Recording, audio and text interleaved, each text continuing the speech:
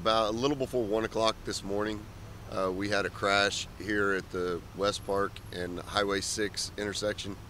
Uh, the victim was exiting the private driveway here at this gas station, and the suspect was traveling on Highway 6 at a very high rate of speed. We've got some initial surveillance footage and witness reports that he was traveling well over the posted speed limit.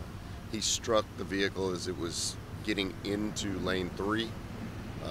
That he drove that vehicle off into the ditch. The driver of that vehicle is currently still in the vehicle. It was pronounced deceased at the scene.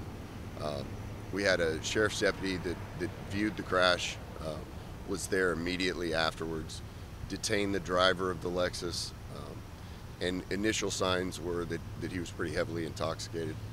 We've done initial tests, field sobriety tests and other tests that have confirmed that. We believe we're dealing with someone who's highly intoxicated. We're currently in the process of finishing the intoxication investigation.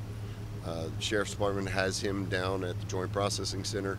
We're going to be getting a blood specimen that will subsequently be tested to confirm what we believe we already know, that we're dealing with a very highly intoxicated individual. We also have some initial indications and evidence of where he was drinking. We believe it was in an establishment and not at a residence or anything like that. And so that's one of the reasons that Chuck Cornelius, my investigator, and I are out here. As you know, we work very closely with the Sheriff's Department in cases like this, and it's really become a seamless transition. By the time we get here, they've really collected a lot of the stuff that we need to go backwards from the crash. So that's what we're going to be doing right now.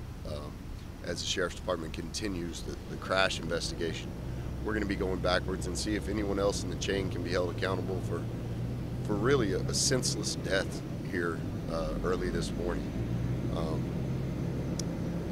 We've got a lot of other things that we still have to do. This is just a couple of hours old, but I've already accepted a charge of intoxication manslaughter on the driver of the Lexus. As we continue the investigation down at Joint Processing Center, he will at some point be booked in there and await his appearance at a magistrate's court to determine what bond is appropriate, and then he'll get into district court in the next few days. Could you describe the victim, please? Male, female, adult? We, as I said, the medical examiner is still here, and because of the severity of the crash, we have yet to really get to the victim.